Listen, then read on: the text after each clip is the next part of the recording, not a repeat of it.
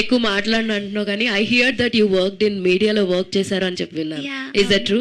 అవును, నిజమే. మరి ఎక్కువ మాట్లాడినంటున్నారు, మీడియాలో వర్క్ చేసినప్పుడు యూస్ టు టాక్ లాట్ కదా. అంటే నేను స్టూడియోలో మా కెమెరా మ్యాన్ ఉండేవాళ్ళు, ముందు ప్రాంప్టర్ ఉండేది, అవి స్క్రోల్ అవుతూ ఉండేవి, నేను చదివేది. కాదండి, యాక్చువల్గా నేను షాక్ అయ్యాను, నాకు తెలియదు ఇదంతా ఇట్లా న్యూస్లో వర్క్ చేసింది అన్నట్టు. నువ్వు ఈ వాయిస్తో న్యూస్ రీడింగ్ చేసినావా అన్న నేను. అంటే ఇప్పుడు న్యూస్ రీడింగ్ లో చెప్పమంటారా? Thank you. డెఫినెట్లీ మీరు అందరు షాక్ అవుతారు.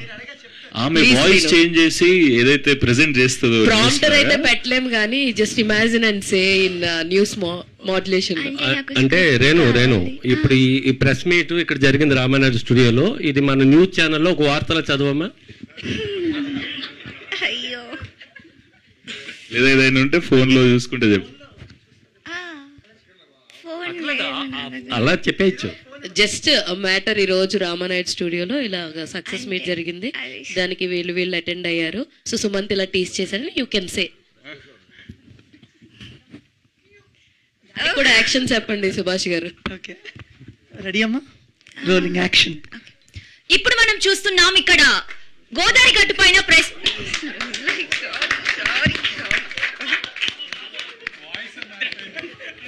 నేను చెప్పిన మీరు అందరు తప్పకుండా షాక్ అవుతారని నేను చెప్పిన.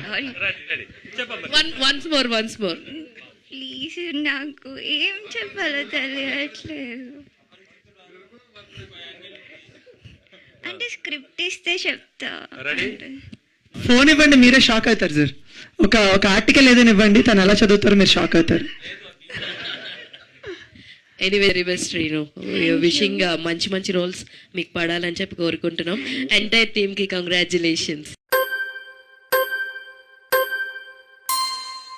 ఒక చిన్న కథగా మొదలైన గోదావరి గట్టు పైన ఇప్పుడు గోదావరి జిల్లాల నుంచి అమెరికా వరకు ప్రేక్షకులను ఎగబడి చూసేలా చేసింది.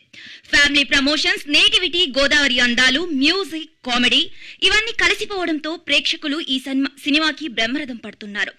సక్సెస్ ప్రెస్ మీట్ లో మూవీ టీం మాట్లాడుతూ ప్రేక్షకుల ప్రేమ మా అసలు అవార్డ్ అంటూ భావోద్వేగానికి లోనయ్యారు. గోదావరి ప్రాంతం మన ఆత్మ, ఆ ఫీలింగ్ ని అందరూ కనెక్ట్ అవుతున్నారు, నమ్మాం. కానీ ఈ రేంజ్ రెస్పాన్స్ వస్తుందని ఊహించలేదు.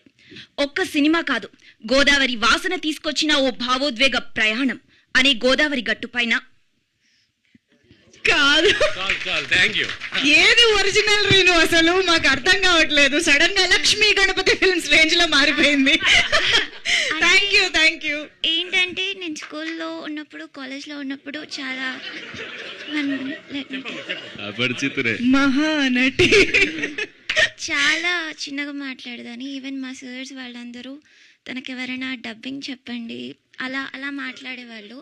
అంటే నాకే ఎలాగో అనిపించేది, లైక్ ఇలా ఉంటే కష్టమమ్మా ఇదంతా. నా ఇప్పుడు అదంతా చూస్తారనుకుంటా. సో నేను ఇలా చేంజ్ అయ్యాను.